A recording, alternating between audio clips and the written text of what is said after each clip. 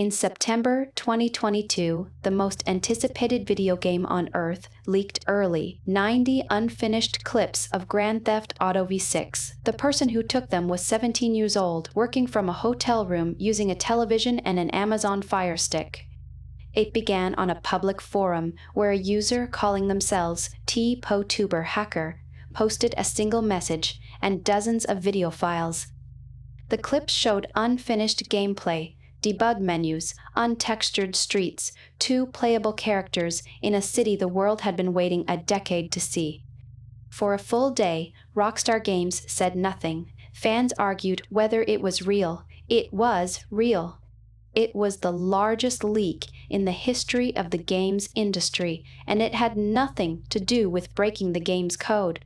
To understand how a teenager walked into one of the most valuable companies in entertainment, you have to meet the group he belonged to. They called themselves lapsus. Lapsus was not a cartel or a state agency. It was a loose crew of teenagers scattered across the United Kingdom and Brazil who treated breaking into billion-dollar companies like a game. They didn't write brilliant exploits. They didn't need to. Their weapon was people.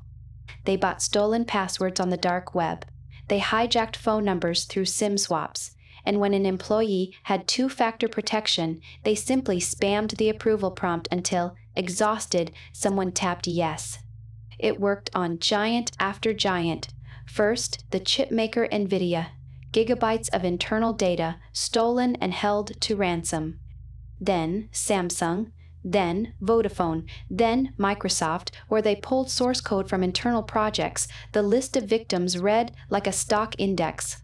Their most dangerous break-in was a company most people had never heard of, Okta, which holds the digital keys to thousands of other businesses. And the whole time, they bragged. They ran a public chat channel, taunting their victims, announcing breaches like trophies. At the center of it sat a 17-year-old from Oxford, England, named Ariane Kurtage. By the time of the Rockstar leak, Kurtage was already known to police. He had been arrested months earlier, then released. His own world had turned on him. Rival hackers had leaked his name and address online, exposing him to the people he'd been hiding from. For his own safety, police placed him under protection in a Travelodge hotel in the quiet town of Bicester. As a condition of his bail, he was banned from the internet. His computers were gone. He was supposed to be offline. He did not stop. He could not. With no proper computer, he improvised an Amazon Fire Stick, the hotel television as a monitor, a mobile phone, a keyboard, and a cloud server he could reach from anywhere. From that hotel room, he talked his way back into Rockstar Games, straight into the company's internal Slack, the private chat where the studio coordinates everything. Once inside, he reached the test builds and pulled the unreleased footage of Grand Theft Auto CI out of the building.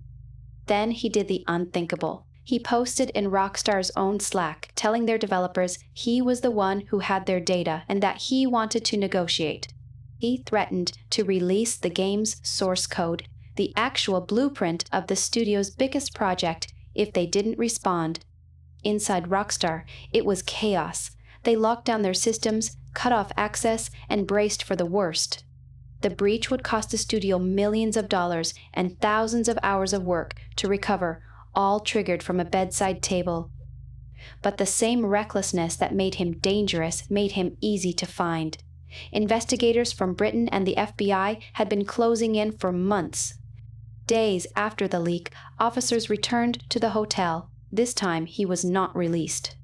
At trial in 2023, doctors found him not fit to stand in the usual way, so the jury was asked a narrower question, not whether he meant to, but whether he did it. They found that he did. He was ordered into a secure hospital, detained indefinitely for as long as he is judged a risk.